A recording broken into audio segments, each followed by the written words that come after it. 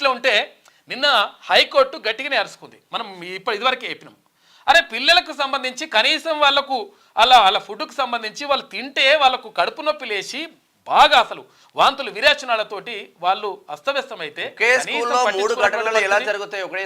ఎవడరా నాయన, ఎవడు అట్లా ఈ లంగ కథలు పడుతుంది ఎవడు? ఎందుకంటే ఒక్కడే స్కూల్లో 3 సార్లు మళ్ళీ రిపీట్ అవుతుందంటే మీరు పీకుతున్నారా ఏమన్నా?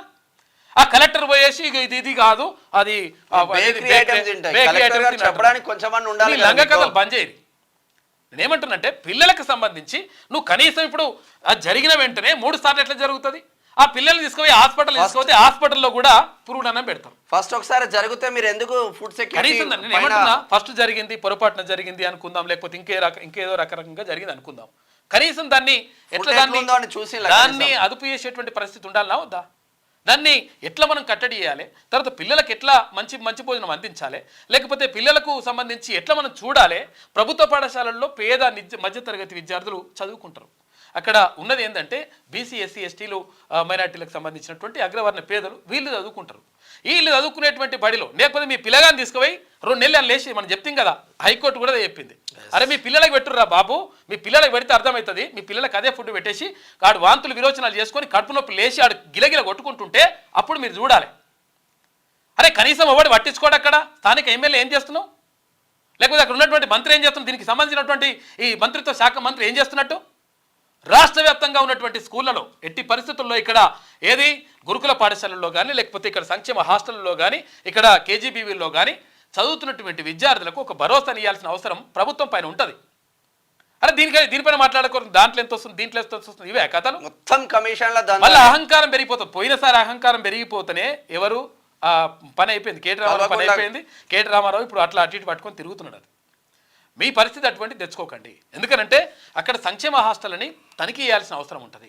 తర్వాత వాళ్ళకు విద్యార్థులకు ఎటువంటి ఫుడ్ అందుతుంది, వాళ్ళకు ఎటువంటి విద్య అందుతుంది, లేకపోతే మొత్తం కూడా బిల్డింగ్లన్నీ కూడా పుచ్చిలుంటి పడిపోతుంటే వాళ్ళు ఏ క్షణం ఎట్లా అవుతుందో తెలియనటువంటి భయోందోళన చెందుతూ ఉన్నారు విద్యార్థులు. ఇక తల్లిదండ్రులు ఎట్లా పంపిస్తారు గవర్నమెంట్ స్కూళ్ళకి? గవర్నమెంట్ స్కూల్లో పంపించాలంటే ఇటువంటి పరిస్థితి ఉన్నది. తర్వాత ఇక్కడ ఉపాధ్యాయులకు సంబంధించి పూర్తి స్థాయిలో నియామకాలు ఉన్నాయి. సరే ఇప్పుడు కొంతవరకు ఇంకా ఈ ప్రభుత్వం కొంతవరకు నియామకాలు చేపడతా ఉంది. అది కొంతవరకు ఊరటించేటువంటి అంశం. ఏది ఏమైనప్పటికీ అవస్థాపన సౌకర్యాలు, వాళ్ళకు కావాల్సినటువంటి బెంచీలు కానీ వాళ్ళకు కావాల్సినటువంటి బిల్డింగ్స్ అంటే వాటిని సరి చేయడం కానీ లేకపోతే వాళ్ళకు ఉన్నటువంటి పరిస్థితి బాత్రూమ్లు ఏర్పాటు చేయడం కానీ కనీసం మూత్రం పోవడానికి అరే ఉచ్చవేయడానికి కూడా తవ్వలేకపోతే ఏం లాభం? అమ్మాయిలు అబ్బాయిలు అంటే బయటికి పోతున్నారు, అమ్మాయిల ఆడపిల్లలు అక్కడ ఏంది పాపం ఆడపిల్లలందరూ నిల్చొని అక్కడ మధ్యలో చేసిందంటే ఇది ప్రపంచంలో ఎక్కడ కూడా జరగదు. ఇంత దౌర్భాగ్యమైనటువంటి దుర్మార్గమైనటువంటి పరిస్థితి ఉండదు. ఇది గతంలో బీఆర్ఎస్ ప్రభుత్వం చేసినటువంటి పాపమే అయి ఉంటుంది. ఎందుకంటే గతంలో వాళ్ళు నిజంగా ఒకవేళ వీటన్నిటిని సెట్ చేసి ఉంటే ఇటువంటి పరిస్థితి ఉంటుంది. మళ్ళీ వాళ్ళు వచ్చి ఎగురుతారు. ఇప్పుడు ఏమంటారంటే సందు దొరికింది అని చెప్పేసి వచ్చి ఎగురుతారు. మీరు చేసిన పాపమేరా బాబు. 10 సంవత్సరాలు సరూర్ నగర్ అట్లుంటే 450 మంది విద్యార్థులకు ఆడపిల్లలు ఉంటే వాళ్ళకి ఒక్క బాత్రూమ్ కూడా లేదు. నేనే పోతే 540 మంది పిల్లలు ఉన్నారు మెదక్ స్కూల్లో ఉన్నారు. అక్కడ ఆ పరిస్థితి. కాబట్టి 100% ప్రభుత్వం వీటిపైన దృష్టి పెట్టాల్సిన అవసరం ఉన్నది. తర్వాత అక్కడ హాస్పిటల్కి వెళ్ళిన వాళ్ళు భయభ్రాంతులకు గురవుతా ఉన్నారు. ఈ కార్పొరేట్ హాస్పిటల్ దోపిడీని అరికట్టాల్సిన అవసరం ఉన్నది. దాన్ని కూడా నియంత్రించుకుంటున్నారు దరిద్రులు.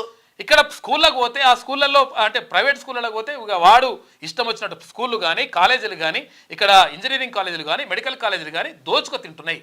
కనీసం ల్యాండ్ ఏది ఫీజు రెగ్యులేటరీ యాక్ట్ తీసుకోవాల్సిన అవసరం ఉందా లేదా? ఫీజుల నియంత్రణ చేయాల్సిన అవసరం ఉందా లేదా? బట్టి విక్రమార్క గారు గతంలో మాట్లాడిండ్రు కదా, గతంలో ప్రతిపక్షంలో ఉన్నప్పుడు బట్టి విక్రమార్క గారు మాట్లాడిండ్రు. ఏమంది? ఫీజుల నియంత్రణ 100% చేపట్టాలి, ప్రభుత్వం ఏం చేస్తుంది గొడ్లు కాస్తుందా అని అన్నాడు. మరి ఇప్పుడు ఏం చేస్తున్నట్టు? మనం ప్రభుత్వంలో ఉన్నాం కదా, ఉప ముఖ్యమంత్రిగా ఉన్నారు కదా, ఇప్పుడు మీరు నిర్ణయాలు తీసుకునే అవకాశం మీకే ఉంది కదా, మరి ఎందుకు నిర్ణయాలు తీసుకుంటలేదు? అంటే పేద ప్రజలు చచ్చిపోయినా సరే, పేద తల్లిదండ్రులు మొత్తం కూడా నాశనం అయిపోయి వాళ్లకు నిద్ర ఆహారం లేకుండా వాళ్ళు చచ్చిపోయినా సరే కానీ మేము మాత్రం మంచిగా ఉంటాం అనేటువంటిది పద్ధతి కమిషన్ల మీద ఫోకస్ చేసి ఎట్టి పరిస్థితుల్లో కరెక్ట్ కాదు. ప్రభుత్వ పాఠశాలని కానీ ప్రభుత్వంలో ఉన్నటువంటి ఈ ఆసుపత్రులను కానీ వాటిని సంరక్షించాల్సినటువంటి బాధ్యత ప్రభుత్వం పైన ఉంటుంది. సంక్షేమ ప్రభుత్వాలు అంటే అవే. ఇక్కడ ఇథనాల్ ఫ్యాక్టరీలు, పిథనాల్ ఫ్యాక్టరీలు, తర్వాత ఫార్మా ఇండస్ట్రీలు పీకేస్తాం ఏకేస్తాం ఇవన్నీ బంద్ చేయరు మొత్తం.